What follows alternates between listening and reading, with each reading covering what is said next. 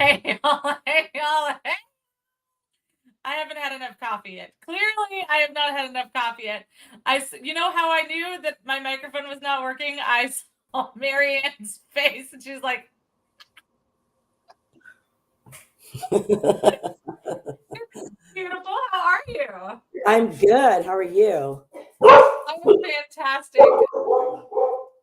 It's been an eventful morning already. It's like my radiator completely dumped out all over my driveway last night. Oh no. So I'm waiting for AAA to get here, and I'll probably have to pop out when I come to tow my car. No, no. Oh my gosh. Like if there's something to be had, it's happening this week. Uh, we're praying Miss Patty will be with us hopefully a little bit later. Rachel's traveling unexpectedly. It's been a crazy week. It happens sometimes. See, men think that they have it all figured out. And if we would just schedule our lives better, then we wouldn't have any hiccups. But the problem is that we don't just schedule our lives, we schedule everybody else's lives around us. And when something happens, who's the phone call? Hey mom, hey babe, hey fill in the blank. Can you fix this problem for me? And women are helpers. That's what we do. You're muted, Marianne. You're muted. I was muting it because of my dog barking. We're the ones who hold the family together and everybody's schedules on time, Yeah. And then even extended family and our cousins and our friends. And I mean, we just try to do too much. We're stupid sometimes. Yeah. And like the women who don't, they're mean. They're usually mean little wenches. I'm being kind. I'm gonna be kind. So we have so much. You and I have been kind of, and Walter, we've all been kind of talking about a bunch of stuff. You've been sending us some really interesting articles, so I want to make sure that we get a chance to talk about that. But I figured we'd have a fun icebreaker one that I saw right before it popped up. You know how like you get the little news notifications on your phone or whatever. And so this one was for California, and I was like, I don't really give a crap about California. But then when I read it, I'm glad that I did. It made me feel good on the inside. Do you know that California has banned 26 states for official travel? What? I didn't know this either. So there are 26, and apparently they started this banning back in 2016. Now, as a tourist, you can come and go.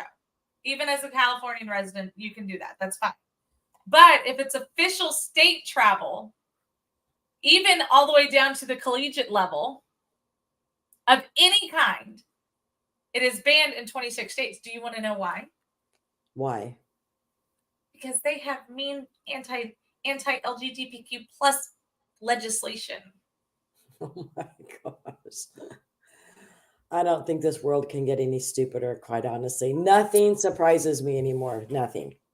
Wait, are you ready? Because it does actually get a little bit better. Great.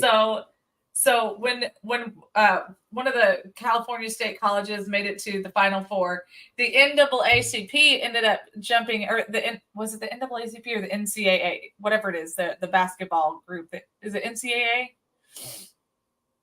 NCAA. Somebody doesn't watch sports. I don't know all of their little acronyms. Anyway, they ended up paying for the players and stuff to be able to go to the Final Four because, the show must go on, right? Right. And then let's see, they are not allowed to. So the new ones that just got added were Missouri, Nebraska, and Wyoming. Now they were just added because of their bigotry stuff against the LGBTQ stuff. Now some notable ones that have been on the list for a while, Marianne, are Alabama, Arizona, Arkansas, Florida, Georgia, Idaho, Indiana, Iowa, Kansas, Kentucky, Louisiana, Mississippi, Montana, North Carolina, North Dakota, Ohio, Oklahoma, South Carolina, South Dakota, Tennessee, Texas, Utah, West Virginia, and Wyoming. Listen, here's a real reason why they don't want those people traveling to these states. Because they might get a little knowledge about how stupid their state is and their leadership there. And so, yeah, they don't want finding anything out. How free some other states are, right? That there's not poop on the sidewalks and drug addicts hanging out everywhere. So some of the like professors and stuff are frustrated because like when they try to go and do research, you want to know what kind of research they're trying to go and do? What? Their social justice reform research.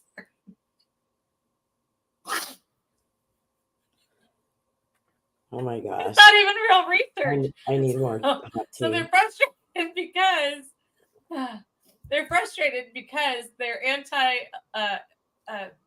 or I'm sorry, their social justice reform research cannot be done in a timely manner, and because the state schools can't pay for it, so they're having to rely on outside sources. Now, California is a sanctuary state. To take heart, they're a sanctuary state to murder the unborn, and so they've allocated $20 million in their state resources to help other people be able to come in and have reproductive health services that are not provided in their hateful states. Now, the kicker though is that they will only pay for the flight to California. They will not return you to your communist state. Oh, well, they want you to stay there then and become They're a like part birds of of the a mob. feather. Yes, exactly. Now, for Marianne, you have a better memory than I do for these things. How many times has the state of California tried to become its own thing? Remember, like they were going to break off for a while, at least the Southern California part. Yes. In this article, it said 10%, at least 10% of their legislature, the legislature there is of the LGBTQ plus community. They also added a whole bunch of extra letters, but I don't have that kind of time on the show to add all of those letters. So, they're very sensitive to this kind of stuff. People get mad when Texas says that they want to secede, but we're not banning official travel. No. To over half of the country. No. And Texas isn't a sanctuary state providing sanctuary for all of these illegals coming in, from God knows where into our country. But, while we're on this LGBTQ topic, I just want to say I read an article the other day where this man was in prison for sexually abusing his stepdaughter for like 9 years. Did you see this? He was in there for sexually abusing his stepdaughter for over 9 years. And I think it started when she was 9 years old. And he has decided now that he's changing his gender to female. And so he has been released from prison because now he identifies as a female.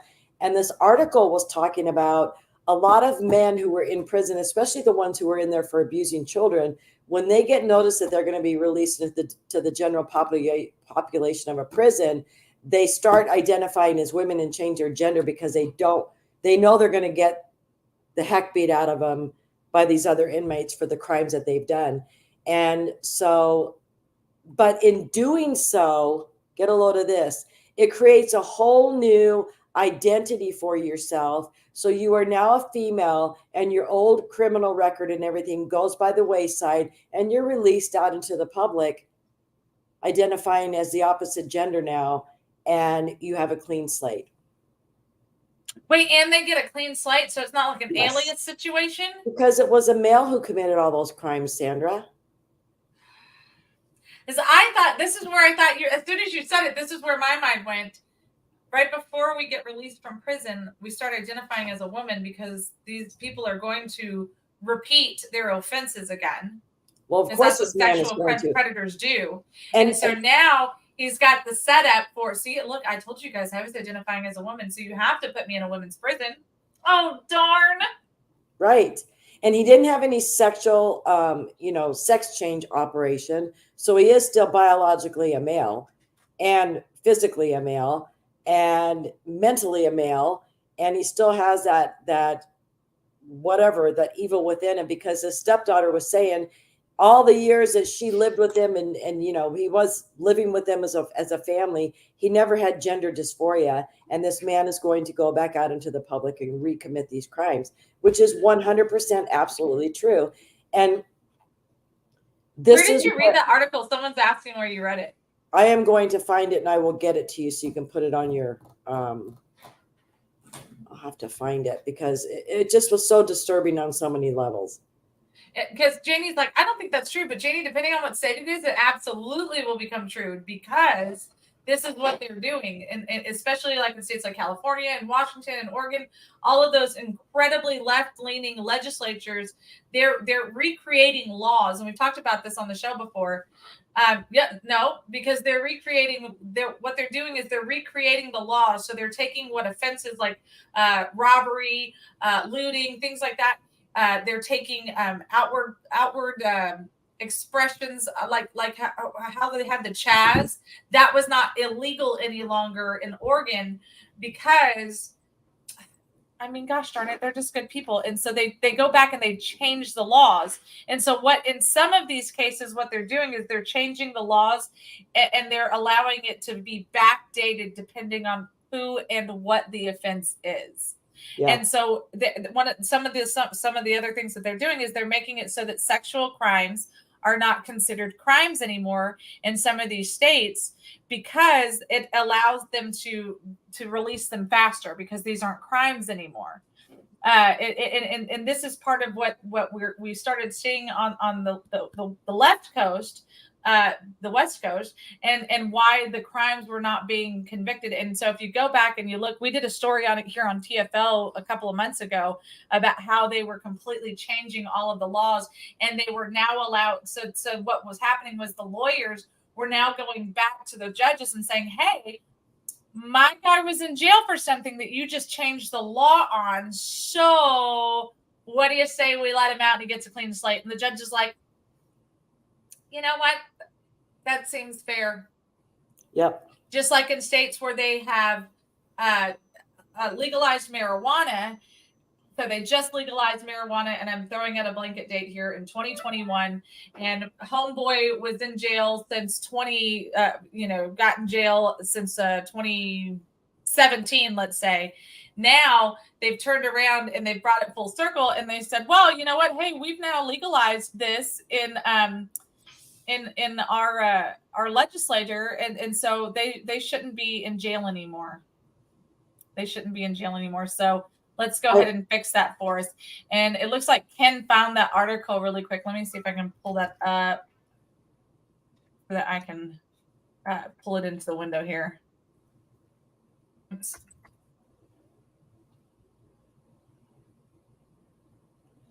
Text is fully loaded.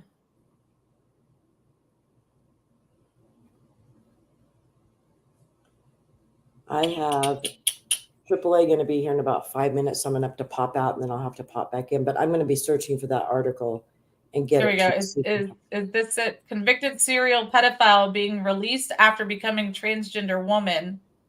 And now, let's see, he's being let out of prison because he now identifies as a woman.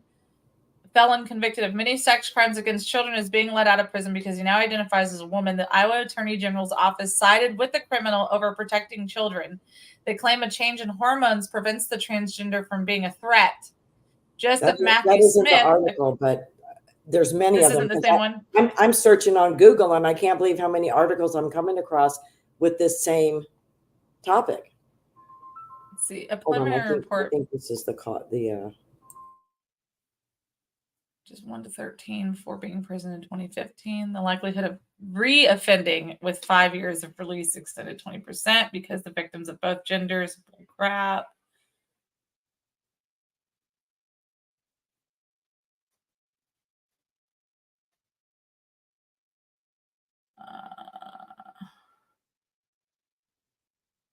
Smith has been receiving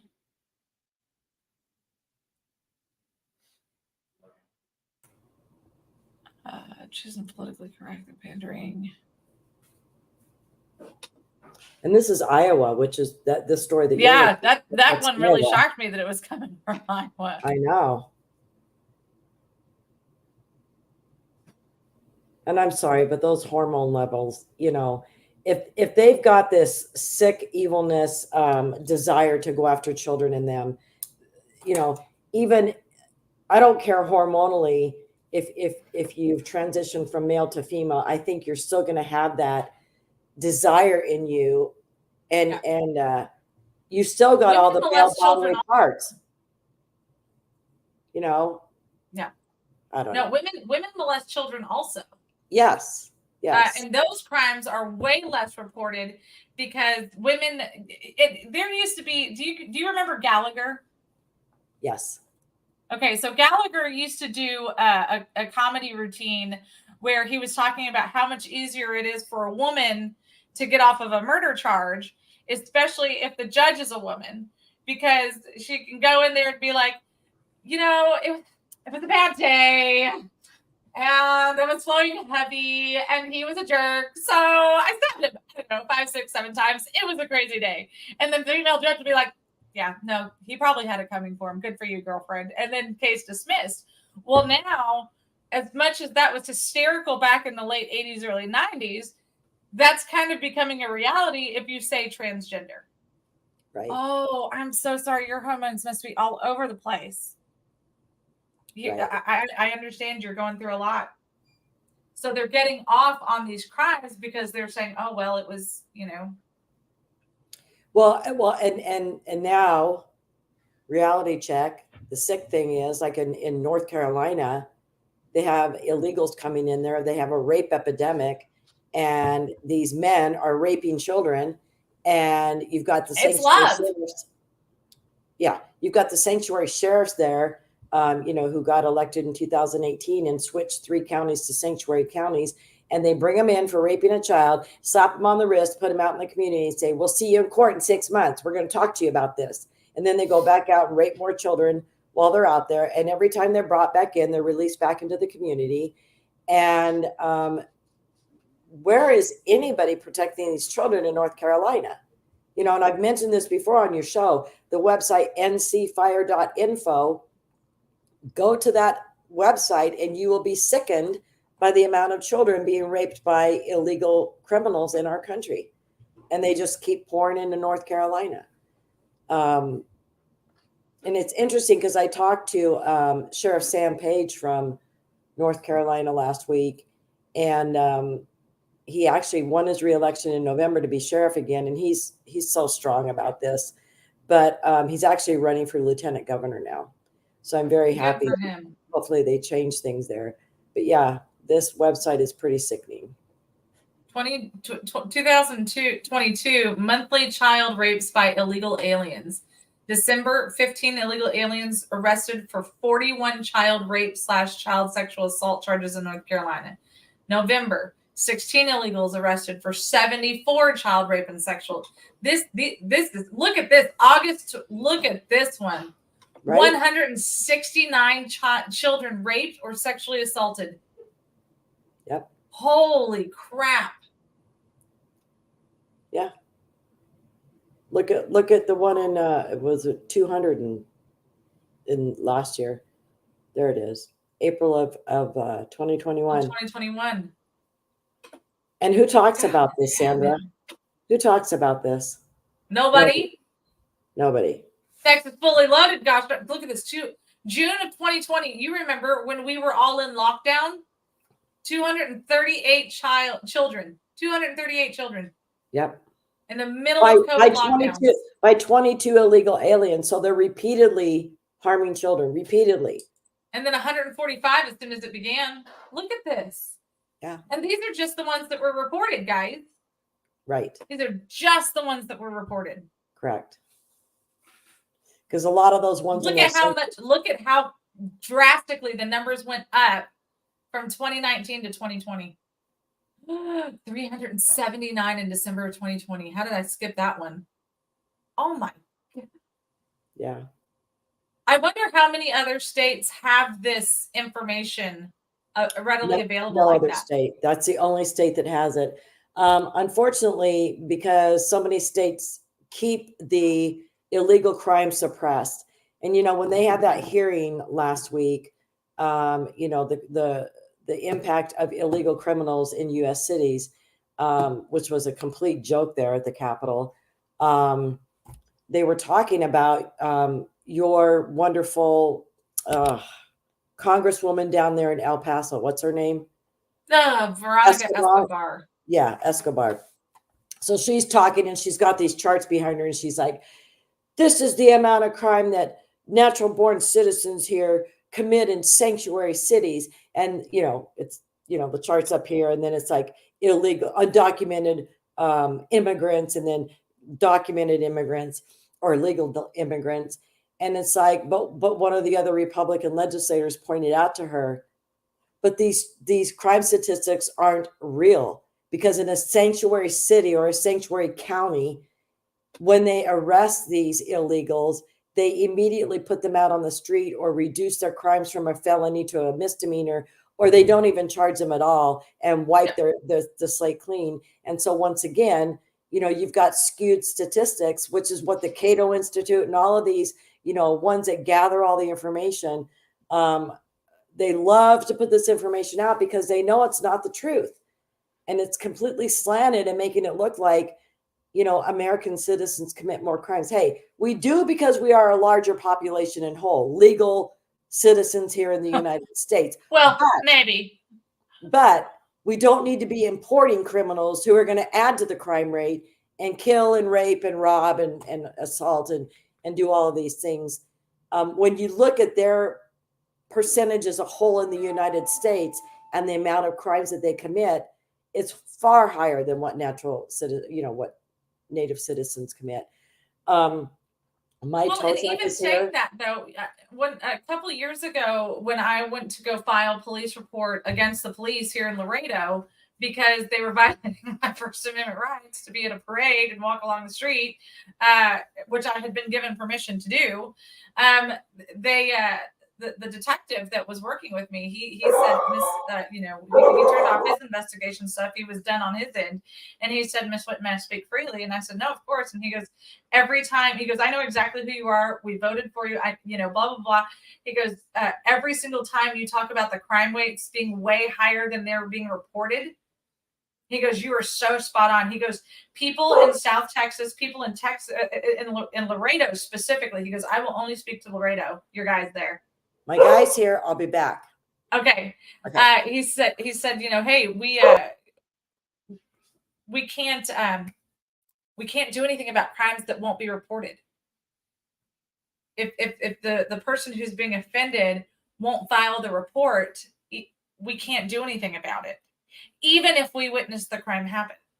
If the person who's being beat up won't say, hey, I want to press charges on this guy, and I'm just using that as a simple one, there's nothing we can do.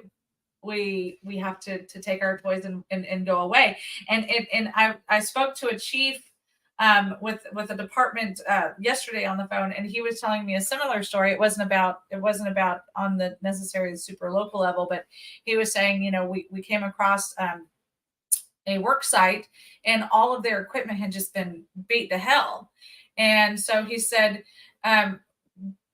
I went to, get my paperwork out so I could start filing the report. And the job site manager was like, no, it's fine. We'll just pay the fees. And he said, you've got your permits. What are you talking about? There's no other fee. Like you've been vandalized. And he's like, no, yeah, we can't, it's cheaper to pay the fees than have to keep replacing equipment. And he goes, what are you talking about? It's cheaper to replace equipment, or cheaper to have, replace the fees than it is to replace the equipment. And he said, look, I get it. It's it's the cost of doing business. It turned out that there were city officials and county officials that were going past this job site and beating the hell out of this company's equipment unless they would pay them a cash little something under the table. So the county was getting their fees for them to legally be there doing their work. But then the elected officials or the officials, right, for the city or county or whatever it was coming back in and going, yeah, you better give us some payout or we're going to ruin your equipment. And that's exactly what they were doing. But they would not press charges. They knew exactly who it was. They would not press charges against them because they didn't want the damages to become worse. And this is stuff that happens every single day that people really like. We think that this mafioso style or the mafia style crime is not still prevalent in the United States. It's very, just because Al Capone is not still running the shots anymore, doesn't mean that this stuff is not still happening rampantly. But if people won't press the charges because they're more afraid of whether it's a cartel, whether it's just some punk ass kid down the street, or whether it's a government official who can cover things up,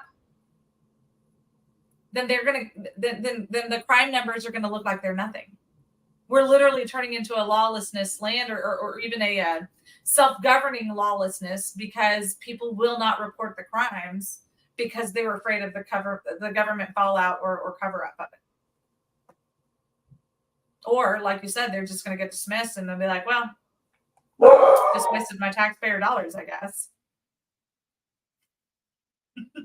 The puppy is not having the guy working on the car. Chaos. I don't know if you've seen it, but I'm sure you have. There's like little desk placards. My sister got me one several years ago, and mine says, I'm kind of a big deal. But there's others that say chaos organizer. Or chaos coach. I'm like, I need the chaos coach one. You know what? The laws do need to be changed, and where do you start? So that's the great question. So in a perfect situation, you would start at your local slate. You would go to your commissioner's court, or you'd go to your city council and be like, hey, this is the problem that we're having. And then it starts on a local level, and then it builds its way up all the way to the state level, right? And then, depending on what it is, even on a federal level. That's the way it's supposed to work. Now, if you live in good counties where if they follow that, then you're winning, and it should be being done. And here's something that we're finding catches on like wildfire. When one county does something, they can start, I don't want to say bullying, but they can start, petitioning the other counties around them. Hey, we did it. Why aren't you doing it? Hey, we did it. Look at this. Look at what's changed now, right? It's called creating a case law, or creating the case file, so that you have that standard of, well, you know what, they did it here, so if it worked here, now it can work here. And one of the contracts that's being worked on, that Walt's actually working on, that was, I would happen to be at dinner with the people that he was working with, and he was like, well, I don't know, he's like, I'm open to do whatever, and blah blah blah. And I said, well, hey, if you do it this way here, I said, you're the easy sell, right? But if you would allow us to be, allow this to happen, then the guy who's down the street, who's not so willing to let that happen, because, well, I don't know what it's going to look like, or I don't know what it's going to do X, Y, and Z. And we can go, well, hey, look, it worked here.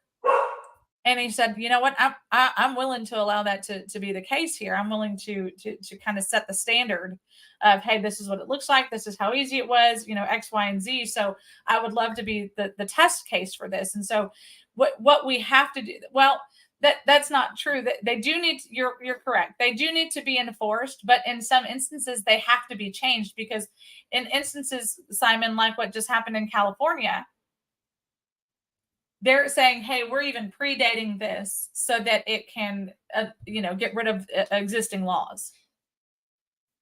So those laws have got to be changed. Yeah, it's like they say with the immigration laws, our laws need to be enforced, but there definitely needs to be some changes in our immigration law. And one of the biggest things is birthright citizenship. And, there's many other things that are misinterpreted and abused and, put into place in the unmeaning way that it was put into place for somebody else's agenda. So, yeah. And I always remember Russell Pierce, God rest his soul. He had a conversation with me because I had read this article, and we were at our LD meeting, and I was like, I showed him the article, and the article heading was "Shall means shall," because so many laws, the word "shall" is in there, and people are like, well, that doesn't mean that you have to, but what word is in the Bible all the time? Thou shalt not steal. Thou shalt not kill. Shall means shall. And, this is what's wrong in our judicial system. And with a lot of our legislators, they take those types of words and just use them in a way that fits their agenda. And our laws are diluted in a way that is unbeneficial to American citizens, but way beneficial to illegals. Yep. Well, and so Simon said, I remember telling Crenshaw and Cruz for various reasons, you had the law on your side. How did you lose? Because and this is something that I rant about this. When when sheriffs and judges have to be politicians, Lady Justice is no longer blind, right? So the law may have been on their side, but only if it was reported. Right. Or, well, yes, but this policy that we just had backdated. What are you gonna do? It's policy, right? Yes. This is the whole problem with when this is an argument that really kind of became more public when COVID happened, is when did policy or mandates trump laws? They never did. But No. people don't, like you said, people don't understand what the meaning of simple words are. Yes. They just simply, I don't know if they can't physically comprehend, or if they're just so, hey, look, there's a squirrel. You know what I mean? Like I can't figure it out. And I think the sooner we can figure it out, like the better off we might be, or we might say, you know what, these people are effing nuts. Like I get it. Let's just burn the house down and start over. Well, and it's like the Democratic legislator who was questionably put into place, in our race here in LD9 in 2022. She has spent her time going through old bills and laws and changing the word he to person. I mean, this is a waste of a legislator down at the Capitol, because this is what her whole big stomp was, because she's of the LGBTQ community. And so this was what it was all about. And besides that, a $200 million fund for dreamers to go to college in Arizona. She's fighting for the illegal community here when she promised the Hispanic legal community here that she was going to be standing up for them. So, you've got all these questionable people. We just had somebody enter the race. I'm filing my intent later today to get back into the race, but she filed her intent to run, and I was researching her. It's this young girl, a former lobbyist from DC, and works for the Child Action Alliance here in Arizona, which is a full Democratic organization. And the founders of the umbrella kind of organization that this was created under marched on the streets in the George Floyd protests, and they work with all these Democratic legislators. But she's running as a Republican. She's never been at one of our legislative district meetings. None of us in the district know who she is. And she's thrown her hat in the ring. And I think maybe this is the conversation you and Walter and I had last week about them going after the sheriff. Maybe this is a new movement on the Democratic part to bring these young people in who are Democrats, but they register as Republicans and start running in all of these legislative districts. To keep their policies and their agenda moving forward. In Arizona, do you have to register as a Republican, Democrat, or Independent, or do y'all have open primaries also? We do not have open primaries, no. So when you go to register to vote, you register to vote as a Republican, fill in your party. Yeah. So here in Texas specifically, that is exactly the problem that we're facing, is that Democrats are completely jumping into these races. They don't have to have a Republican history because we have open primaries, so you can do whatever the hell you want to do and nobody's the wiser. And you can just be like, but I'm reformed. I've decided that I'm getting off what they call it, the Democrat plantation. You know what I mean? Like,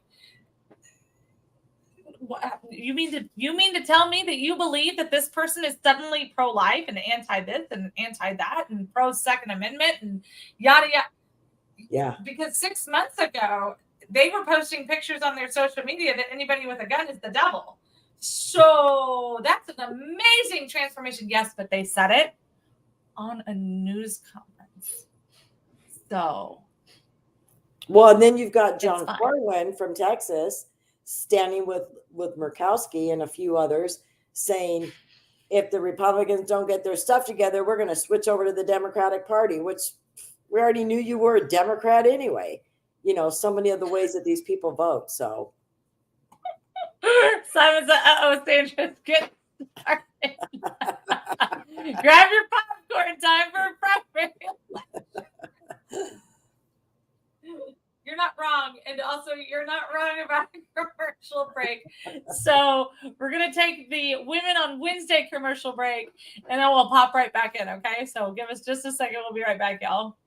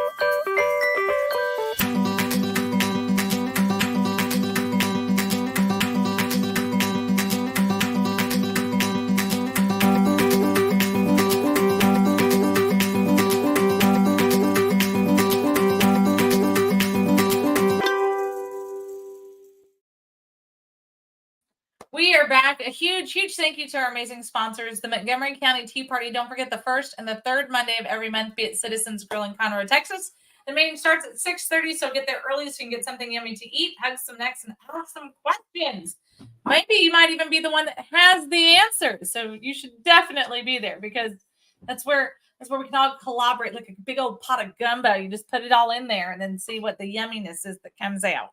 Also, we want to give it a huge extra special thank you and welcome home to our Vietnam Veterans of America. Their service and sacrifice went far beyond a distant shore. They still continue to serve their fellow veterans and current veterans, as well as their families and their communities. So make sure that you find a Vietnam veteran, you tell them welcome home, find one of their meetings, maybe bring them a case of chips or some sodas or something.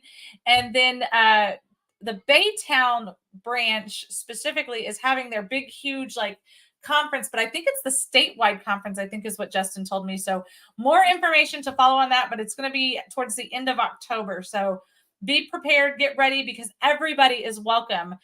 So we'll have all of the ticketing information and lodging and all that kind of stuff as soon as we have it available. And then, guys, if you're sick and tired of the big box shopping, quit going to Amazon or Target or any of those other places. You don't have to worry about tuck and conceal bathing suits. If you go to mammothnation.com/#WeThePeopleWork, of course, it's floating down here on our ticker, but the easiest way to find all this information is if you go to TexasFullyLoaded.com, just like this lovely little picture right here, and then you can find it right here under sponsors and friends. And voila, all of the amazing people that we talk about every single day on the show, right here is where you can find it all. Of course, our Montgomery County Tea Party, Vietnam Veterans of America. I keep forgetting to talk to you guys about Super Moms Activated. It's an amazing book that was written about 12 moms who went from ordinary to extraordinary. Although I have a hard time saying about myself. I just do what needs to be done. And I know the other moms feel the same way. So make sure that you check this book out. There's a whole chapter about me. Weird stuff. And then I know that you want to be part of the Texas Fully Loaded family and fan club, if you will. So make sure that you click on the Texas Fully Loaded shop and look at these awesome cups. Look, this is color changing. So you can be like, surprise, Texas Fully Loaded. Or you could be like, oh, I got to go heat up my coffee again. And then, of course, we have some other fun logo stuff. Make sure you go and check it out because, hey, you don't want to be one of the not cool kids without one of these amazing T-shirts. So, look, all I can do is lead the horse to water. I can't make you drink it, but you support our show when you do these things. And if you want to support us directly, you can still go to TexasFullyLoaded.com, and halfway through the page, you'll see a button that says We the People Work. You can click on that. We are now accepting mailbox baked bread. Marianne, apparently you know what Simon's talking about. Yep, I sent him a picture of a woman in Texas baking bread in her mailbox. And let me tell you what, I can bake 2 loaves of bread in my mailbox every day in Arizona because we're up at about 118 degrees, and put it in the morning. You take a loaf out by noon, put another loaf in after lunch, and you got another fresh loaf of bread for dinner. So that's how hot it is. I mean, we're over 120 days without rain here. I'm not jealous of that. I'm We're jealous of the burning fact up. that I don't have my own mailbox. I have to use one of those stupid community mailboxes. So I can't do the bread bake challenge. Well, stick a mailbox in your front yard and do it anyway. You know what? That's a great idea. It is. I'm going to go buy a random mailbox. It's fine. Don't ask questions. You know, what's funny is, yes, Monday, I think it was Monday, I was driving somewhere up in the, I don't know, Baytown, LaPorte, somewhere. And they had one of those, just like in that picture, it was the brick one, the brick surrounding one. And I was like, I need one of those. I need one of those. It's like your own. It is. It's your own brick oven. do them on little mini ones, and then you could do pizzas in there. Yes. Personal size. Oh gosh. Oh, it is a sight to behold, scared. Marianne. I'm scared now. You should be a little bit scared. I'm probably going to end up summoning something that I don't want to summons. Hold on. What does that say? Oh man, hold on. I don't have time for that stupid right now. I'm going to do something funny instead. Okay, hold on. This is, I'm probably going to summon something I don't want to summons. No, please. I thought we were just going to have a quiet afternoon. Oh my, did he take it down? That doesn't seem like him. Hold on. It's not there anymore. And he was bragging about it this morning. He had a video. He had a video on his TikTok last night of him at a waterfall, and I'll just leave it at that. I don't know where it went, why I can't see it, but it was there because I said, God, it's taken down. Yeah. He's like, but make sure that you watched it, so I still got the views. It's like, I don't beat you. Our beloved Bacon Master is fighting the world's crimes along a river with a waterfall right now. So I'm like, you know what? You're not my friend anymore. That sounds refreshing and nice, though. It did. He sent me some personal videos where he's just like, this is gorgeous scenery, these big, huge rocks. He's jumping in, and I'm just like, man. Is it the Rio Grande? No. It's the Devil's River. Oh, okay. And it's like a super secluded part. They're doing some private work and some state work and stuff like that. But it's gorgeous. So if you ever get the opportunity, I've never been, but so if I came to Texas, he could take us there. He could. On new roads at that. Nice.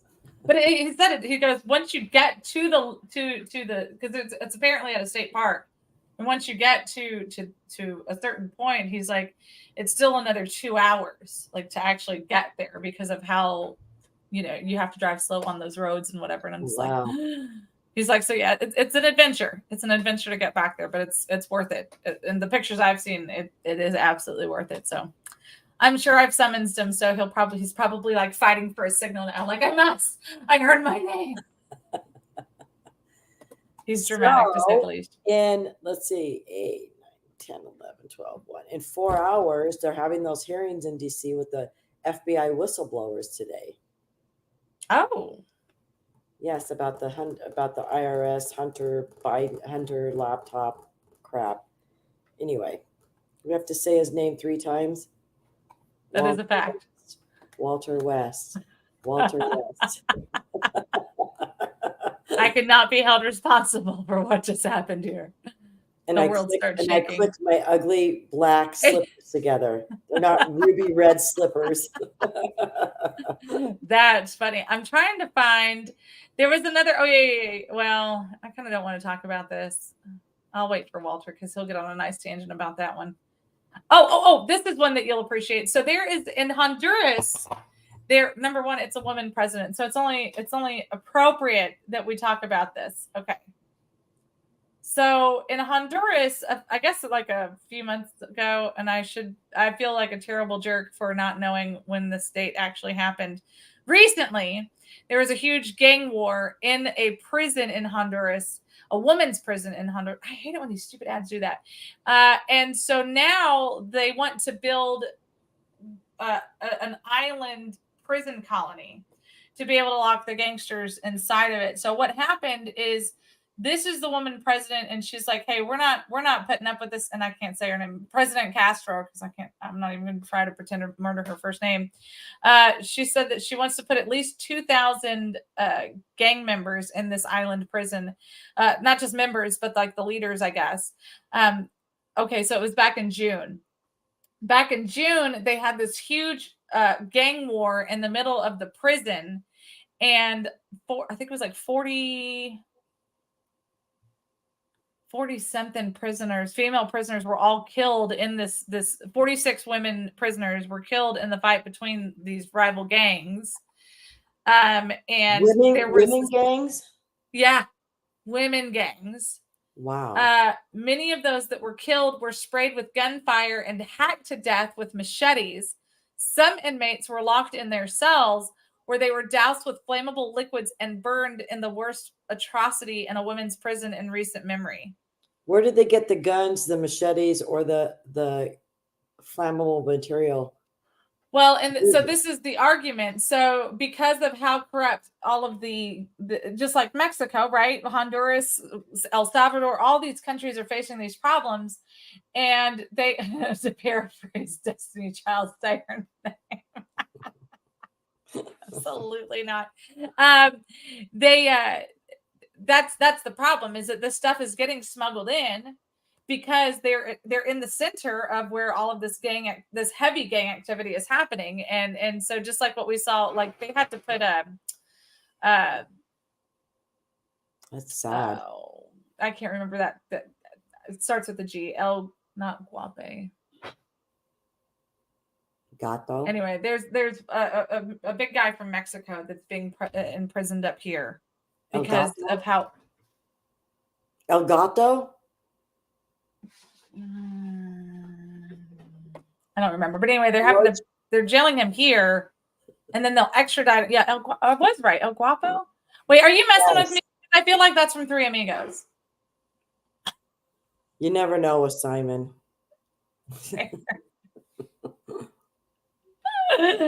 Anyway, they so the argument is if they put them on this remote, desolate island, that there's no cell phone signals out there.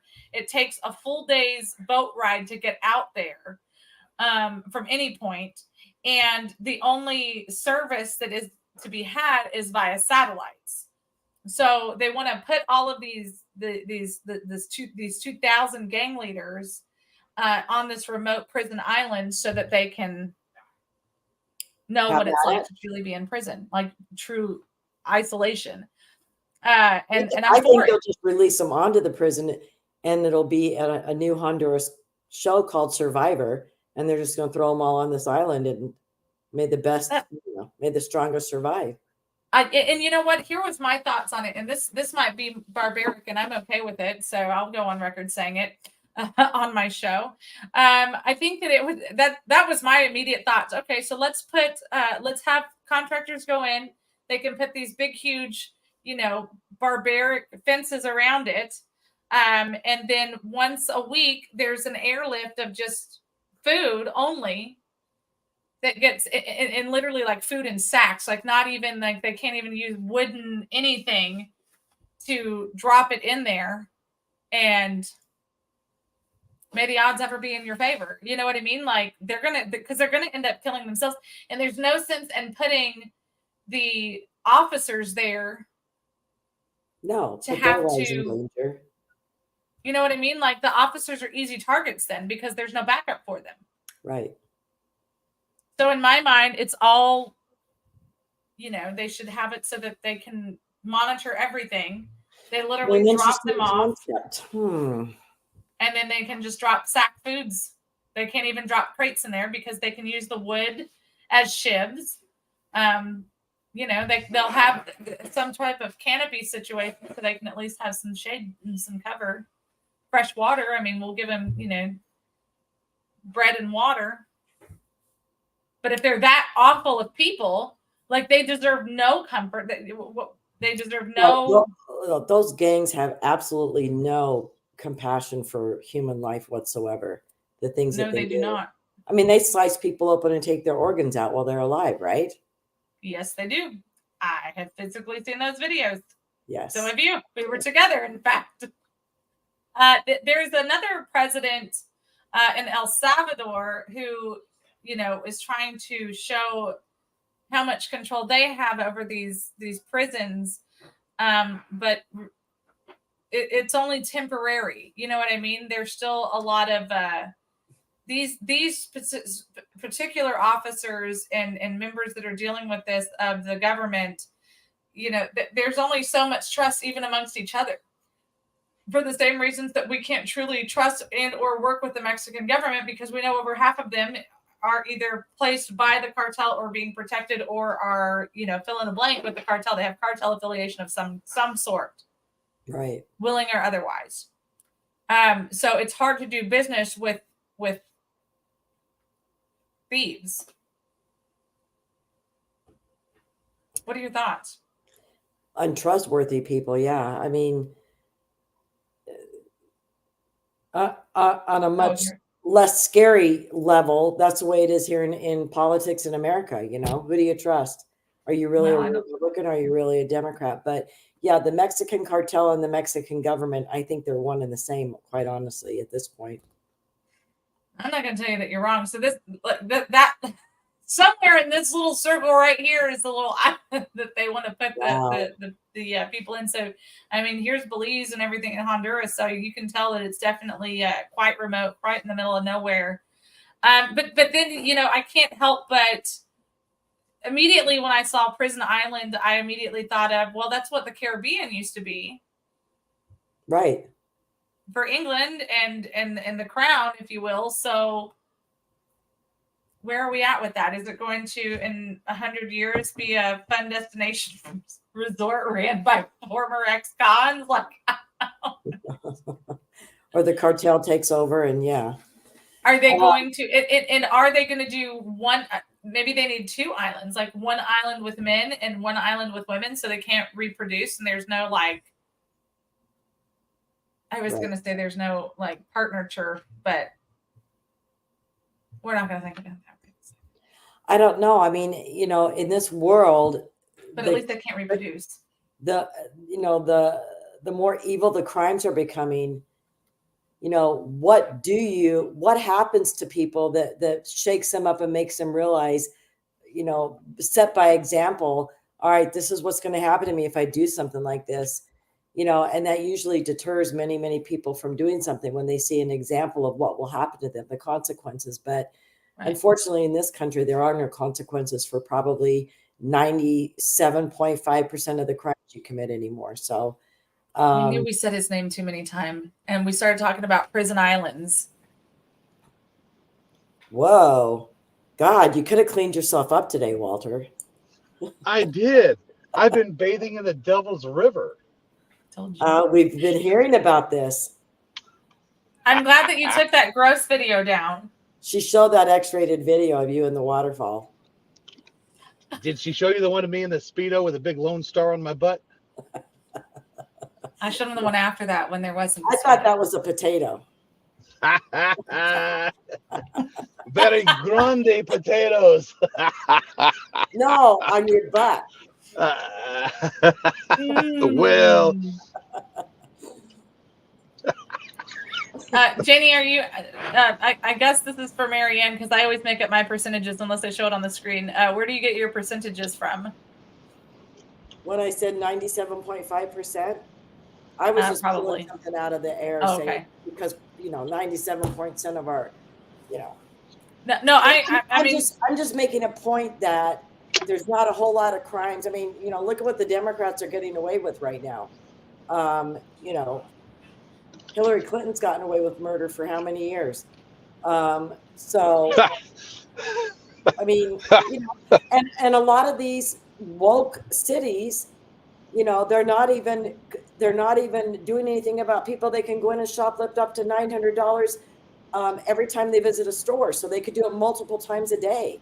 And so what crimes are really happening that the police or law enforcement is doing something about, unless you're in, you know, an unwoke city or state? So Marianne, you know that when people go in and do that and Funny nothing's side. done, you know that they're selling that stuff online, what they've stolen. Yeah. So it's the most ridiculous thing ever. They go in and steal $700 worth of stuff. They turn around and sell it for whatever. I mean, now you're looking at 2 charges because somebody's receiving stolen property. So hold on a second. Janie said statistics, back up your stats with facts, and I typically agree with that. And if you have them printed in front of you, but here it goes back to the same conversation we were having earlier. You can only truly report those statistics that are reported, and that's the problem. Like, there's so many crimes that are unreported. We watched happen with our own eyes, or the law enforcement said, hey, this physically happened and I could do nothing about it, which is making the crime stats way lower than what they really are. So, I mean, if you go by statistics only, Laredo is one of the safest cities in the United States of America. Marianne, that's what was reported. Yes. Marianne, your good buddy, Mr. Mayorkas, he likes to use statistics, and he defines a gotaway as something that's not a gotaway. Correct. And whenever we're saying, well, only 8,000 people crossed the border today, but there were 14,000 gotaways. Well, just because you didn't catch them didn't mean they didn't continue forward. And should that now be 8,000 plus 14,000? No, yes. And not only that, but the amount of people coming through the ports of entry are double and triple what they were, because they've all been given those, they're all on those apps and given those permissions to come right to the ports of entry and walk across. So Sandra, to your point, or to your friend's point, I'm sorry, I don't believe any percentage or any facts that are put out, because nobody puts out actual facts. The FBI reports, well, we're going to report, the FBI will tell you, these are the crimes we're going to report. The cities report this many crimes to the FBI, but the FBI doesn't consider those, like in Laredo, federal crimes or immigration crimes. Well, whenever an illegal alien comes through and shoplifts, robs, or steals a car, that's a crime, period. But the locals, oh, well, we don't count that because that's a federal crime. They're an illegal immigrant. Wrong. The victim pays taxes to Webb County, to the local tax accepting entity. The tax assessor collector collects their money. That's a crime to a citizen in Webb County. But Webb County or the city of Laredo won't count it because it's a federal crime, because the person committing the crime was an illegal alien. Well, and here's the other thing, and I've talked about this on your show too. They changed, like, what's your ethnicity? They've changed that on a lot of the reporting statistics and booking when they're arresting people. And, you know, as angel families, when we're researching this stuff and looking at it, it'll be an illegal from Africa, a Black person, and it'll say that they're white on their booking record. Clearly somebody from a South American country say they were white. And they do this to skew the statistics and always be able to say that white people commit more crimes than any other ethnicity in this country.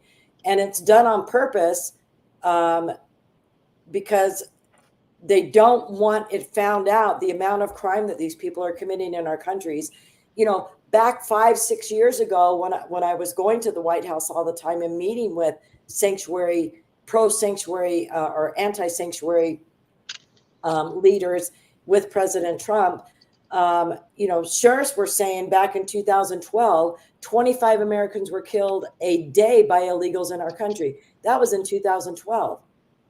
And fast forward to 5-6 years ago, and I'm in the White House and I'm telling these statistics to these people, and I even cut it in half and used the total of 12 people a day were killed by illegals, and told them at that point, do you realize that more Americans have been killed on our home soil by illegals than Americans were killed in the Vietnam War?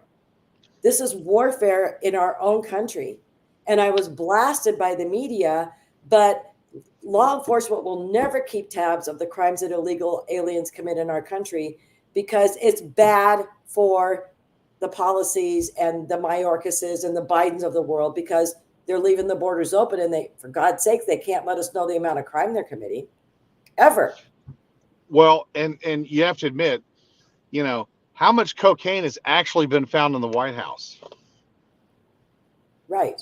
Wait, they found cocaine in the White House? That I haven't seen that reported from the Biden administration at all. So that's weird that you would say that at all. Yeah. Awkward.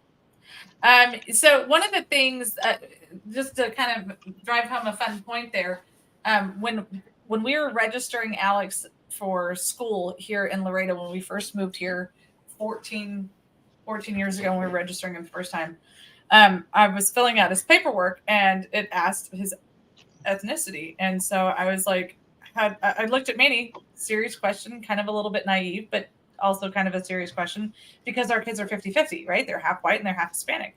I said, hey, how do you want me to answer this question? He goes, put down that they're white. And I started laughing. Well, technically they're 3/4 white. I said, well, yeah, but, and he goes, no. He goes, I don't want them to think that they can get a free ride just because of the color of their skin. My sister, rob those poor kids. You rob those poor kids. Because right before that, a couple years before that, one of his sisters got a full ride scholarship, an academic scholarship, that she was not eligible for until she went back and changed her paperwork to say that she was Hispanic. The second that she changed her ethnicity on her paperwork to Hispanic, she got a full ride scholarship. Now she's brilliant. Don't get me wrong. She's absolutely fantastic person. But because of the color of her skin, now she got a full ride scholarship to Notre Dame for their doctorate program. See, and she used her 3/4 white privilege to do that. Yeah. Well, his sister wouldn't be 3/4. White. Yeah, she was half. Well, she's a okay, halfer. her half white privilege to do that. Her half white privilege. That's right. Is this kind of like skim milk? So It's like a serious 2%. question: do unsolved murders get counted on as crimes? Yep. Yeah, but I think they're just unsolved. I mean, the crime still was committed. Well, Right. actually, I don't. That's a fair question. Because if, let's say that somebody got murdered and no one was there to report the murder and they just found the body, who do they press charges on? If nobody says who did it, it's a real whodunit. Wow, you just summed up my whole military career right there. Got you. I saw nothing. You look like Lady Justice. Yes. She's not really blonde anymore. She's got one of them translucent blinds on her face. She's a trans lady anyway, right? You missed our fun conversation. Hey, just so you know, Walter, you probably didn't hear this at the beginning of the show, so I want to make sure that you are fully aware that California has now made it illegal for state funds to be used on any travel to 26 different states in the union, because they have some sort of anti-LGBTQ plus transphobia book on the laws. Now, also, just so that you're further aware, they did allocate $20 million of their state fund to allow persons who need reproductive health to be able to come in and murder their unborn child. But they will only pay for their flights into California. They will not pay for their return flights to their communist states that don't agree with murdering unborn children. You mean Gavin Newsom can't come to California now? I'm sorry. California Gavin Newsom can't come to Texas now? Darn. Well, Gavin can, because he can do whatever he wants. It's just the peons in the government. Well, it's a government employees who can't. The government employees cannot. Including state school employees or students. Gavin Newsom is the one who produces the peon. he would be called the head R. Kelly. peon. We should start calling it R. Kelly syndrome. That's it. But yeah, no. So even the biggest problem, though, Walter, as you can imagine, is the state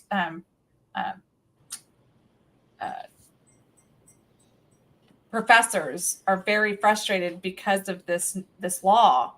They can't go to other states to do research on their social justice reform. They can't come to Arizona either, thank goodness. Oh man.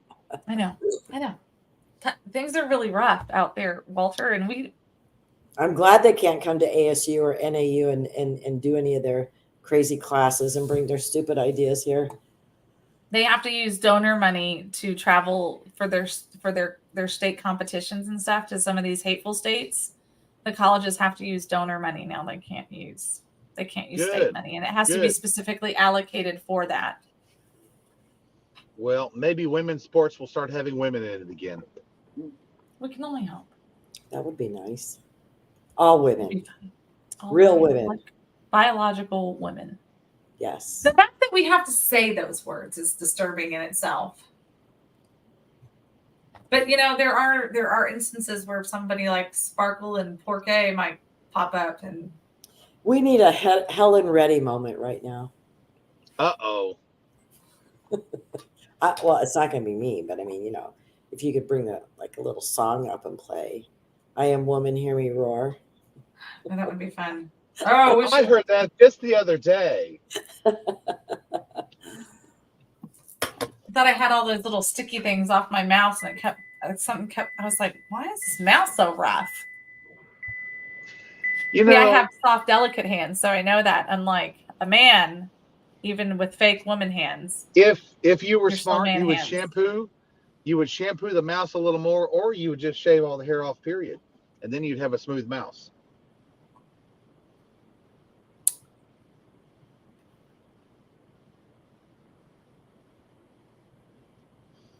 So let's talk about illegals who are committing crimes in America. Who invited him here today? You summoned him. You did it. Oh, that's right. You did it. You did it. I'm sorry. Now, Marion, you sent Walter and I this article the other day, maybe yesterday or the day before. I don't know. They all blur together these days. And it was, well, it was quite interesting. And it's a good gotcha, a good, kind of grab. Texas massacre happened in America's largest illegal immigrant colonia, and major U.S. media won't say so. How at least 50,000 illegal immigrants have changed once rural East Texas hinterlands for the worse. Wait a minute. How come those numbers are changing? It was first 100,000, it was 70,000, now it's 50,000.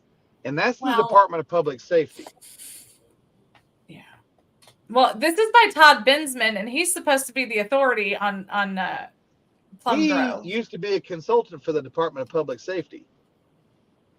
Was he? Yeah. Here he really good dude. He Yes. we met last year summertime during the GOP convention, but because he was talking about the border, and he was one of the specialists there. He's been there. I know the DPS trooper that took him there. Well, I'm sorry, I know the private citizen that took him there. Anyway, yeah, and Todd and I, we've had some good conversations on this. What's comical is this has been a discussion in my world for the past 15 years. Yeah. And it's not called the colonias, they're called the Trey Harris colonias. I need everyone to know that it's the Trey Harris colonias. Well, and isn't the guy who provided this land, he's a big donor to Governor Abbott? That's why they're called the Trey Harris colonias. And it ain't just Governor Abbott he gives to. It's a lot of other Republicans and Democrats. Trey Harris colonias. See, this is interesting stuff when you come across these kind of articles.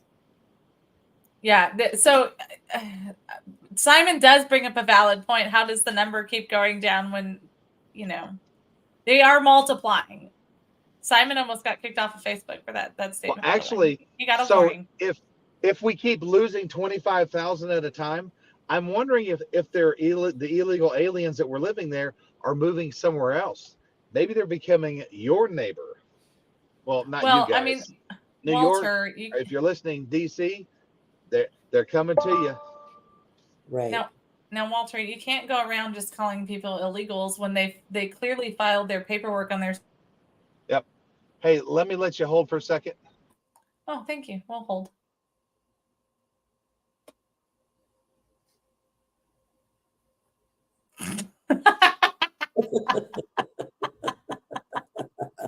We're Bye-bye. really here for him, just so everyone knows. No, but big communities like that, and I mean, this is happening in a lot of areas across the United States where they're honing in on a certain area, and it is only for the illegal aliens to come and stay or have housing provided for them. And what makes me really mad and sickening about this type of thing is the amount of homeless veterans we have. That when do you ever see? I mean, and there have been, don't get me wrong, there have been some tiny home type, places put together, and people are really working to try and make it possible for homeless veterans to have a home and a roof over their head. But I just don't think enough is done for them on the scale of what's done for people illegally crossing our borders and coming into our country. It's pretty sad. Did Sandra freeze up? Sandra? I missed it. Look, FBI. I didn't do it this time. Simon did. I was paraphrasing what he said. So don't you come at me. Don't hashtag at me. David, FBI. Blink twice if you were in danger. Simon and I were at an event, and I was trying to make my way to him, and because I got there and I was getting stopped by a whole bunch of people, and all of them are amazing people. I love all the people that stop me and whatever. But like, this, Marian, especially being a person who's done a lot, whether it's been with the Angel Families or running for office or the We Built the Wall or whatever, right? People will hold you hostage a little bit. And then like you kind of need somebody to kind of like help drag you away. Yeah. And so where we were, it was in a super low signal area. So I texted him a picture and I said, I'm blinking twice. But where he was, he didn't have any signal. And it wasn't until like hours later and he finally got the text message and I was like, you are the worst ever. But there are a lot of homeless that to bring it back, there are a lot of the homeless that are kind of just treated as second-class citizens, and it is heartbreaking, especially when we're talking about veterans and things like that. And there, in some of the cases, not all, in some cases though, you can only do so much. Like you can provide the places, you can provide the resources, you can do everything you can for some, not all, some of them, and then they just no, I'd rather do my own thing. I'd rather whatever. But there's so many more, and those are not always the rule. Those are kind of more the exception. But there are so many that just need a hand up. They don't want to hand out. They want to hand up. They don't want to be in that situation anymore. We saw COVID really kind of made a lot of these homeless neighborhoods just populate like crazy. When we went to California, we saw it, and it was insane. Like there were play areas for their kids. They all just have tents or campers or run down, and they've created like these little communities, for their homelessness. And some of them are like, oh yeah, I go to work every day. It's way cheaper. Yeah. Well, I mean, I guess. Well, and the case that really irked me was when they were taking veterans out of the hotels in New York and putting illegals in the hotels there that they had kind of set aside for the veterans. And yes, I agree, Janie. A lot of homeless people are capable to work, but a lot of them get to a point where they're just sick of the responsibilities. Like you just said, Sandra, they don't have a car payment. They don't have a house payment. They don't have utilities, and they figure out a way to, some of them are probably on Social Security. Maybe they have, other sources of income, but life sometimes is just easier. I mean, there's a lot of pressure being put on families today to keep a roof over the heads, and the prospect of the real estate bubble popping again, and stocks and bonds going away, and your savings being wiped out, and the dollar devaluating, and it's a lot if you're paying attention to what's really happening in this world. A lot of people don't, but just making sure there's a roof over your head, your air conditioner's on in this heat wave in Arizona. You guys are experiencing it there in Texas too. I mean, there's a lot of pressure, and you know what? Sometimes maybe living in a tent up in the woods sounds like a great idea, right? No kidding. It's still 113 degrees outside. But if you really pay attention, aside from your big metropolitan cities like Austin and Phoenix and things like that, most of these are in cool areas. They're not in the areas that got the extreme heat like what we get and stuff like that. They may get the extreme cold, but as the saying goes, you can only take off so many layers, but you can certainly add them. And I've camped in 16-degree weather with snow all around me, and you know what? We were actually able to stay quite warm inside of the tent. So I mean, it's feasible to do that in certain areas, but it is heartbreaking. I remember when we first moved to Laredo for several years, we had a rampant homeless problem. I mean, just absolutely awful. You couldn't get in your car and drive 2 blocks without finding a cluster of homeless people. And, of course, they all have their cans and this, that, and the third. But if you actually stopped and watched, most of them, they were actually quite disturbed. And what we found out later was happening, and they were actually doing news stories about it. This was 10 years ago or so, that what was happening is that when people were being released from mental institutions.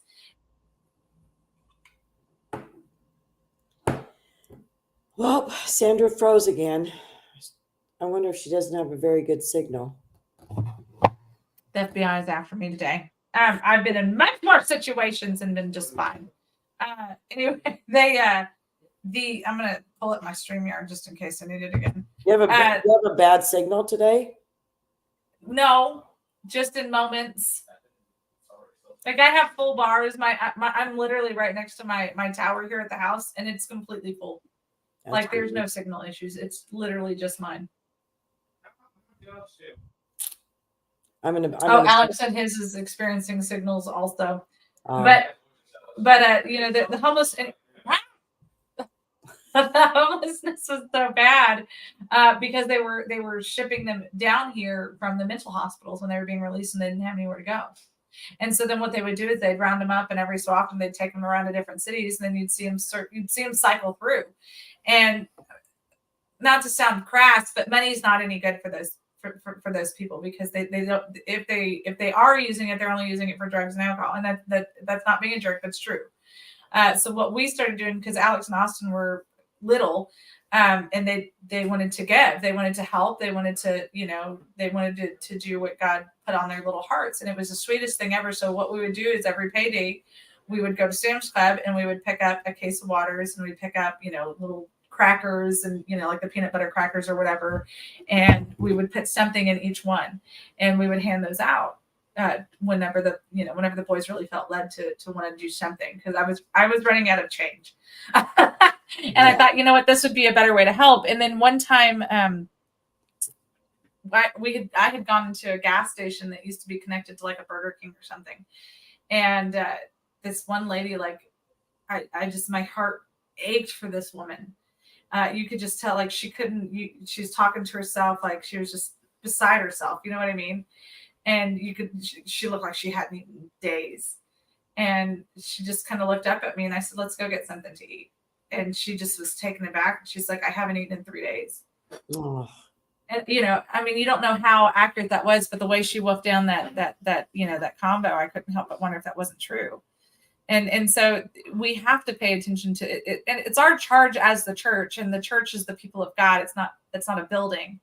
It's our charge to take care of the homeless and the orphaned and so on and so forth, not the government's. And so this is where it's important that we have true organizations that are for this, but most of them have all been hijacked now to the illegal alien crisis. Yeah. So I remember because it's much more profitable for the churches, and that's a sad reality. We had gone to an NGO here in Laredo while I was running for office. It was myself and a few others, and they were trying to tell us that they weren't getting any money from the federal government and this and that. And at the time, I don't think that they were, but they did say that that they had been putting in the paperwork so that hopefully they will get reimbursed. And so they said, so you mean to tell me that, because they used to only deal with homelessness.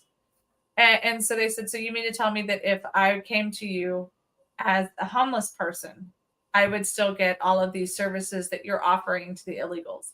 And they said, well, I mean, we won't deny anybody, but why on earth would you come here when you could get, the big question was the COVID-19 vaccine.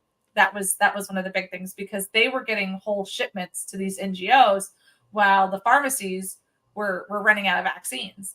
And so they said, well, yeah, but the pharmacy doesn't have any more. So could I come here and get a vaccine? Because you said that you can't ask my status on anything. And they're like, well, I mean, I guess technically yes, but we can't. That's not really who it's for. You know what I mean? And we were just like, freaking kidding me. Like the homeless, especially in, I say especially in South Texas, but like, but yeah, that's the that's the skinny with the NGOs that are not taking care of homelessness anymore because they're too busy getting filled up with illegal aliens. We should take a commercial break. Simon, do you need me to do a double one since it's the Women on Wednesday one and it's short? Would that be helpful to you?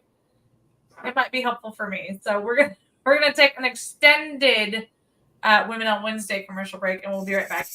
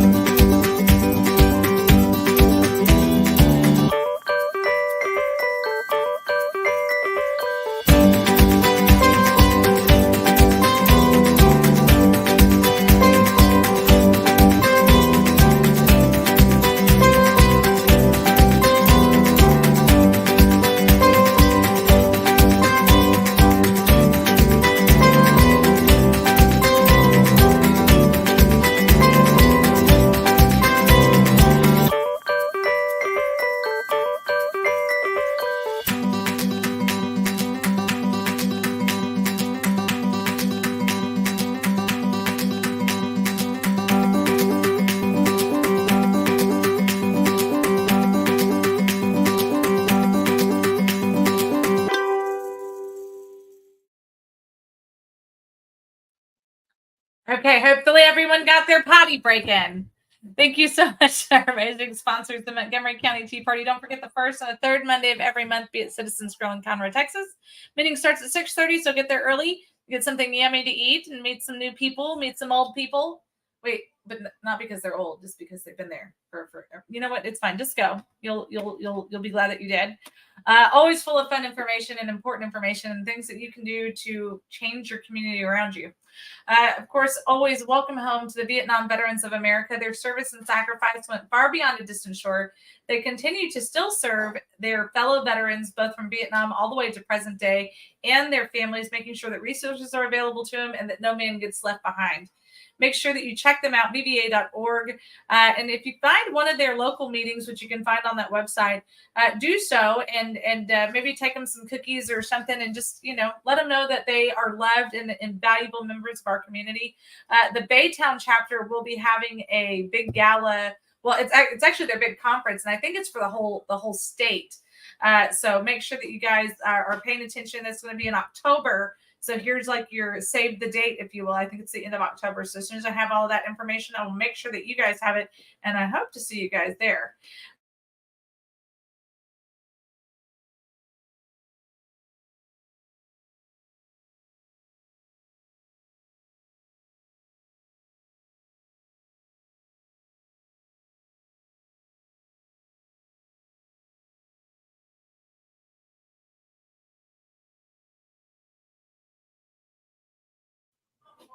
MammothNation.com. Hashtag We the People Work. You can also go to the Texas Fully Loaded website, find everything there. The most important two buttons, though, are the hashtag We the People Work, so you can contribute to our show directly, and also the Texas Fully Loaded shop. Make sure that you go and get some cool TFL merchandise so that you can be part of the family officially. You can have that TFL brand on you, literally, because that's what it's supposed to look like. Is a little branding iron there. See what we did there? Nice.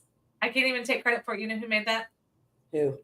Walter tried to take credit for it a couple weeks ago, and Alex goes, I made that. He got the smackdown by the Alexander. So anyway, Nice. this was kind of fun. Hold on. I was just pulling something out right before. What? No, hold on. We talked about that. There's that. I don't want that one to go away. We'll take that one. I had something fun that here we are. Hunter Biden video captured just 2 days after cocaine was found in the White House. Let's see what this has to say. Maybe we'll see what this has to say. We have an ad first. Hold on. Ford is not an official sponsor of Texas Fully Loaded, and they are too woke for us. So down to Ford. Okay. Now that nonsense is over with, here we go.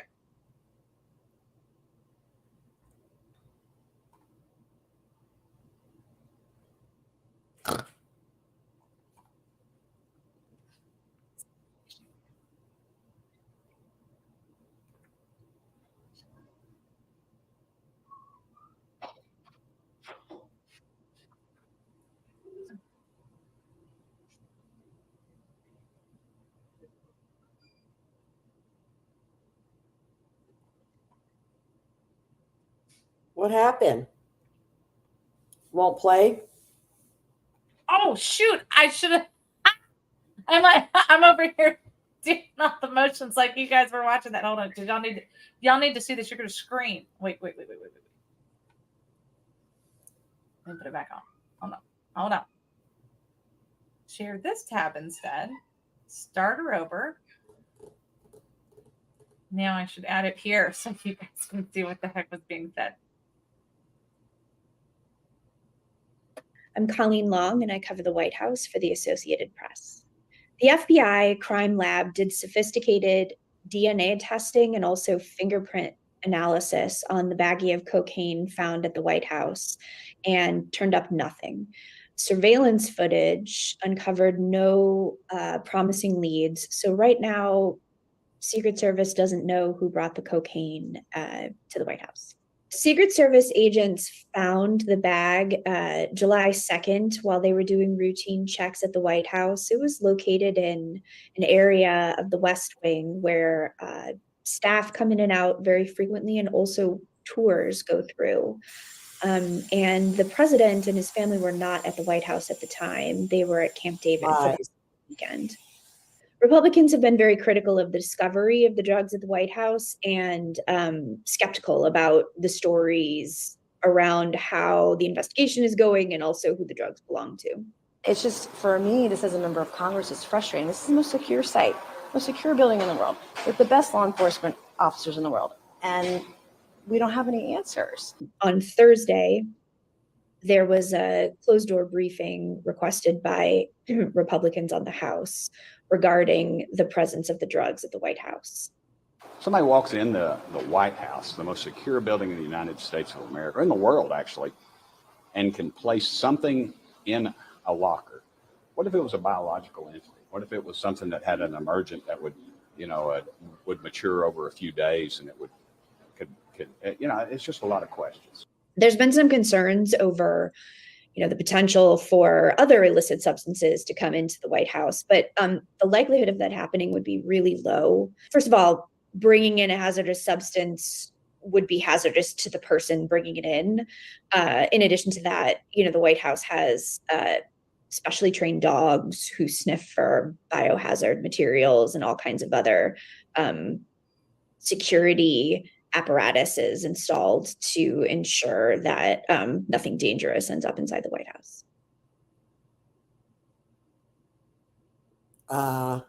It did, and it has. You're muted. I said, how does that make you feel, okay? And the Bidens were there on July 2nd. And I mean, it's all just full of lies. And I love the way that she talks. Like, Yeah, like she's maybe just it's so even- bored with it all. It's like, and it's very true. If that can get in there, and I've been in the White House many, many times, and there's absolutely no way that I would have been able to take anything like that past any of those doors ever. And the cameras that are up and at every different angle and showing you, and I just find it very, very hard to believe that something like this could have happened and there's no answers. And, Yeah, no, and actually, no answers really answer our questions, don't they? It I mean, belongs to the I right side. especially with the no answers, and with that chick. I mean, I don't even know why any of us have questioned anything. Like, what the hell are we thinking? Yeah. I've only been to the White House once. I'm not fancy like Marianne, but the one time that I went, we had to do a whole background check. We weren't even allowed to bring in like our a purse or anything. Like, we weren't allowed to bring anything in. No. So Walter had to have my ID because I was wearing a dress. So he had my ID and his suit jacket. We were sniffed by dogs, not just once, at least twice. And so, there was all of these different protocols that this just doesn't seem to make any sense. And I agree. I think that, yeah, Simon said he's only been there once as well. And he couldn't even get in with a cigarette and lighters. Yeah. Like, Just remember, my multiple visits weren't for the right reasons. Yeah, no, they weren't for the right reasons. But you were. I'm glad that you were at least able to get that seat at the table. But all joking aside, like this, they bring up some serious questions. Like, okay, so if they could get cocaine in there, what else could they get in there? Right. And let's play their little fake game and say we don't know who it could have possibly been. But I mean, gosh darn it, like, what are we gonna do, y'all? Well, and you got to remember too, the Democratic Party is of the mindset that you need to hand out drugs freely to people. I mean, you drove through California, you were up in Oregon, you see these huge enclaves of these people, and what's so sad and so They don't forget depressing about to free me- crack pipes for all. Right. And these people are bent over in half, standing over with just bent over with their hands touching the cement. And that's how they're frozen on the side of the road, and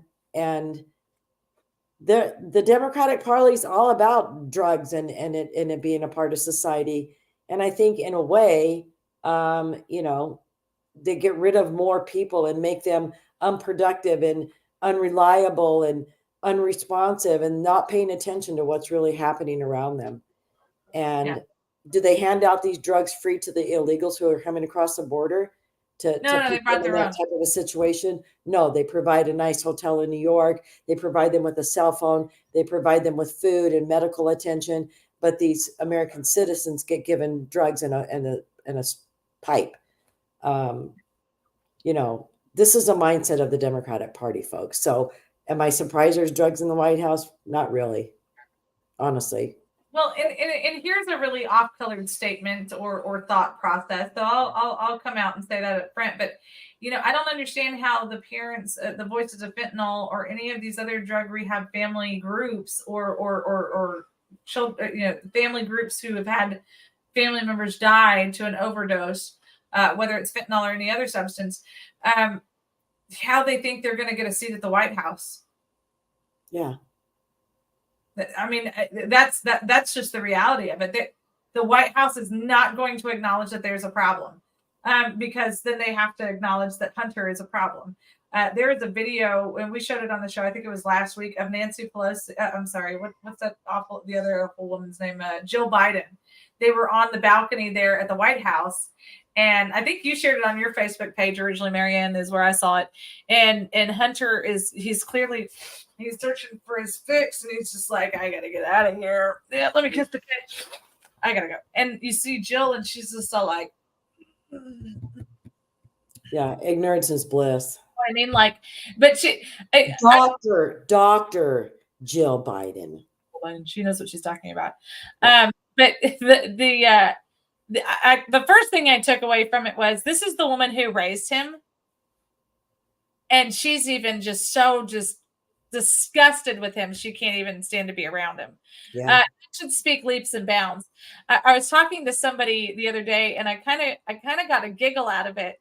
But they were giving the theory that Jill Biden is that everyone is trying to say that Kamala Harris or Nancy Pelosi or whatever is the one that's kind of pulling the strings on Joe.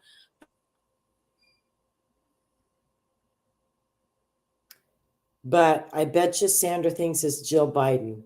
That's what she was going to say. That's my final answer.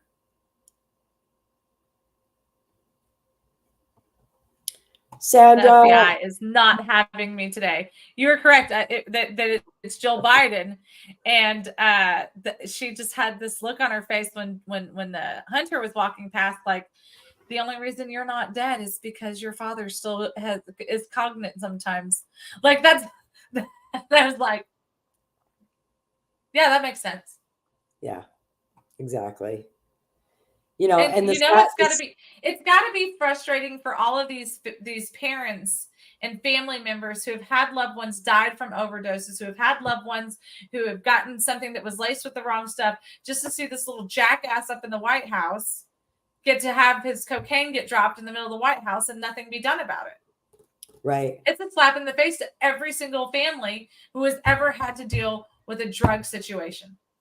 Yes. Because if it's okay for the first family, then it's why I don't understand why anybody's complaining. But the sad thing is they have a drug addict in their midst, and they're just ignoring the fact, and that is doing no good for him. Yep. None whatsoever. And Simon said he likes the response of that AP reporter that nothing else is going to get in there. Come on. If a bag of cocaine got in there, and like one of those legislators was saying, who knows? I mean, something could have been put in one of those lockers that could have exploded 10 minutes later. If security is that lax, I mean, I'm just surprised, very, very surprised. Yeah, I was talking to a Border Patrol agent, or a retired one. I can't remember which one it was now. A few months ago, we were talking about the drug sniffing dogs, and about how they're really good and they're really keen on being able to pick up on that kind of stuff, and that's how they find it. Of course, the majority of the time is from the dogs, but there was one truckload that came through, and the dog didn't do its hit. But he said there's just something about it. I just had to follow it. Well, something ended up happening. They were able to pull the truck over for whatever reason. And it turned out that the whole thing was just open bed of cocaine or whatever it was. And he said that what happened is that sometimes the dogs get so overwhelmed because they smell it from so many places, they don't know where to hit to be able to be like, that's where it's at. And they said when it's packaged properly, and then properly, and then something happens so that they can smell it that way, it's easy for the dog to pinpoint, oh, it's in the gas can, or it's in the gas tank, or it's in one location. But when it's not packaged properly and it's just overwhelmingly, he said it's just like walking into a bakery for a human and all of the smells hit you at one time and you're like, I don't even know where to begin.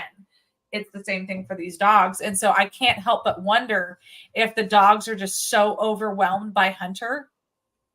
Like seriously, because it's in his blood, it's in his makeup. Like he, you know what I mean? Like, you know, when somebody smells like they've been doing some sticky icky, or if they've had heroin or something, like, especially if they're like a heavy user, you can kind of smell it on them.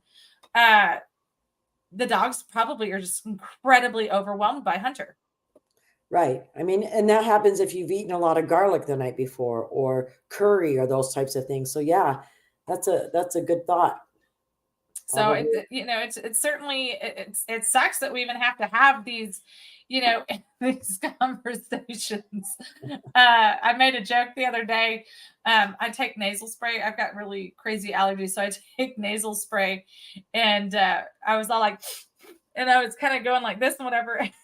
it was before the show had started, and Walt's like, "Are you doing your cocaine again?" And I was like, "Yeah, I gotta get my hit in whenever I can. And if it was good enough for the White House, then by golly, it's good enough for this house." And we make all these jokes, but the reality of it is like, I don't even know where to go with this anymore. Like, it's not funny, but the only thing we can do now is laugh, because when as was reported, the most secure place in this nation, and nobody they can't even find. First of all, I'm impressed by the level of crackheadedness that they not only got a baggie into the White House, but they made sure that there was no prints on that baggie. Yeah. Very well done. No fibers, nothing that would indicate any. It just maybe they need to be looking. It was like the whole bag of cocaine. It just showed up in the middle of the White House. Maybe they need to be looking on those videotapes for the person wearing gloves. Allow us to help you. We're moms. We can find anything, especially if you don't want it found. I can tell when somebody's lying them all up, and let me ask my questions. I told somebody the other day, I said, I don't know why, but I have this amazing gift. Like, people will just pour their hearts out to me, and I'm like, I really didn't want to hear any of this. Thank you so much for sharing. And I said, and I don't even have to take my shirt off. So if you need something, just give me a call. At the time, they're not even drinking. They just are like, you look like somebody that needs to know my deepest, darkest secrets. And I'm like, oh, I didn't know we were at this level of our relationship since we just met 20 minutes ago. Okay. Ay. People are amazing. So when does school start for all those kids back there in Texas? So some kids are going back to school, I think, like the first week of August. Like, that's insane. And then our kids go back on the 15th, and I'm still hyperventilating and dreading it. I've been talking to some moms at the pool and stuff about different things that everything is, it's not so much. I told Manny, and I kind of told myself, I said, I've got to be more of an advocate at our school, our elementary school specifically. Like, I go all over the state to help other moms or other people know what they need to do, or do, help kind of stoke the fires. And I said, but the other mom actually said at first, she said, well, the biggest issue is that people here don't want to speak up because they know nothing's going to change. They're afraid that they're going to get isolated and be left alone. And I've shared the story here when I went and fought the school board back in 2020 with all the COVID stuff for the 2020-2021 school year. When I showed up at the school board meeting, all of a sudden 4 of their moms got out of their cars and they're like, if you hadn't showed up, we wouldn't have gone in. Wow. And so, there's bravery in one, but the bravery in one opens up the doors for many. And so it did. Another person ended up suing the school board over, the school district and all sorts of stuff. So yeah, it takes one person. But the sad thing is that I have fought for this community, but more specifically that school before, and one or two people will show up, but it doesn't, like, we need more than one or two people to show up, because they know that they can flex their muscles, and because they prey on the fact that there's a lot of colonias that come to our school. Yeah. So they know that people are not going to speak up, because they know that in our school, over half of the students that are there are not legal citizens. We know that. I have sat in that school pickup line more than my fair share of times, and the license plates are from Mexico. And so they know that they can get away with murder and nobody will say anything, because they don't want to jeopardize their deportation status. They don't want to run the risk of getting in trouble. Yeah. And so now it just looks like a bunch of, White what's so moms funny, complaining, so even funny though it's here not in just. Well, and it's funny here in Arizona, we've got the ESA where the parents can decide to take their child to a charter school or a private school and take the money that's allocated to them. We tried that here in school Texas. system. But, the Democrats are fighting it in Arizona, saying it's going to bankrupt, the school system, the money that's allocated for it. Well, the funny thing is, and this again is my point. If you research and really look into things, the amount allocated to a child, if you go to the public school, is $10,000. The amount allocated to you if you choose to take an ESA is $7,500. Mm-hmm. So it's actually saving the school district $2,500 per student who's leaving and going to a charter school or a private school. But this is a way that they try and keep more people in the public school district, because the extra funding ends up being there for all of the illegal kids that are enrolled in Arizona school too. Yeah. And, they've got to have that extra money to pay for these teachers to teach these children English. Some of the laws that the Democrats are trying to pass here is, these illegal children, and they don't call them illegals, these immigrant children will be given, and succeed and far out succeed the expectations in an English speaking class, English this, and it's like all the focus is put on these kids.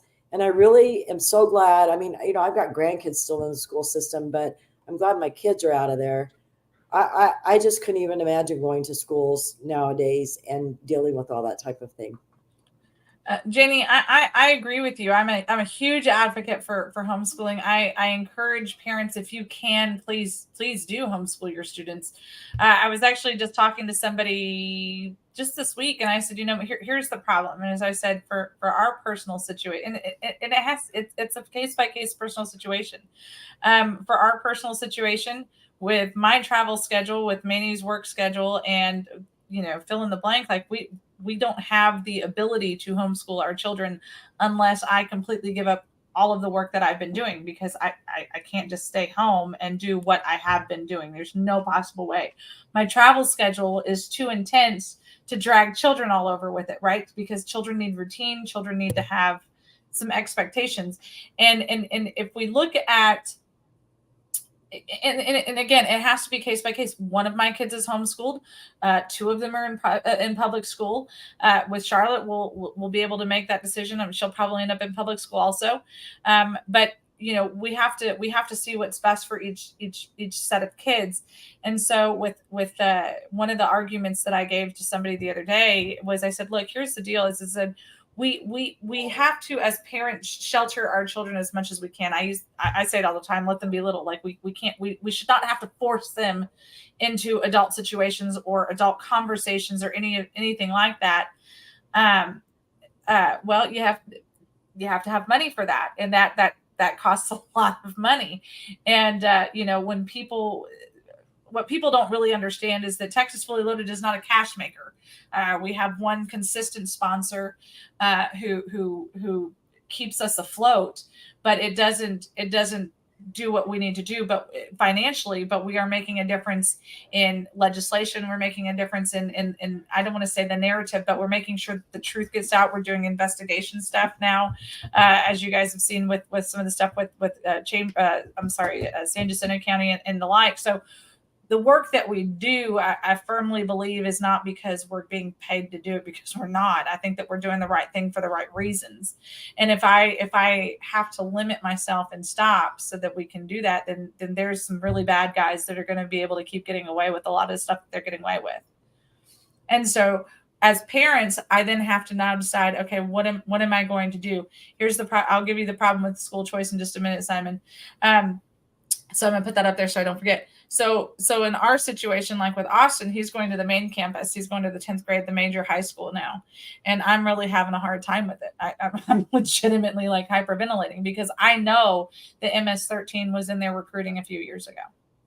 They probably still are. I know firsthand girls that have reported rape to their principal or to their vice principal. And the vice principal said, well, the way you were dressed, you probably had it coming. You probably enjoyed it. It probably wasn't really rape. You're just complaining now because he broke up with you, or the list goes on and on, right? Mm-hmm. So those are legitimate things that are happening. And so when a child gets told by their vice principal, who they're supposed to be able to go to for help, oh, you don't know what you're talking about, they don't report it to the next person. Why? Because that was the person of authority. That was somebody they were supposed to trust. And so Austin came, when Austin and I were having these conversations, he's like, yeah, but Mom, I'm not that kid. And I said, I know that you're not. I know that you're not. But the fact that you are going to be put in the situation with those kids that are, he's like, Mom, I can be like a spy. And he is. He tells us everything. Like if there's something that's going on, like we're pretty quick to know. He'll text us during school hours, hey, this just happened. I'm fine, but this, just so that you know, or hey, be on the lookout for this or whatever. So but not all kids do that. And I get that. And like, I'd say it all the time. I know I'm so blessed by my kids because they're not afraid to tell their mom stuff or their dad. And then we have, oh gosh, we're out of time. But then with Arthur and Charlotte coming up, like things are so much different. It's a completely different school world 10 years later than it was, now versus then. And so then we're like, so we either shelter them more or we teach them how to combat it. Just like I talked about the other day with the COVID-19 stuff. Arthur's like, yeah, but you could die and get COVID. And I was like, oh, that we had to stop it. And I said, and if anybody has something to say to you, then you send it back to us. Let us fight that battle for you. But we have to equip our kids, because we can't, when they graduate from high school, the next day, they're not suddenly superstars, and they have to experience these real world situations so that they can know how to handle them when they're adult. That's part of how you train them. It is what it is. So it's a balancing act. You got to do what's best for your kids. The 30-second school choice thing is that in the state of Texas, if school choice got passed, most parents who are fighting for school choice will not even have access to it for their students, because it goes to a voucher program. If you're under, it goes to a lottery if you're in a C or above school. And of that, it's only 25% that's up for nabs for the entire state. So if you get a lottery, you might be able to get school choice. So it's really a crap situation all the way around.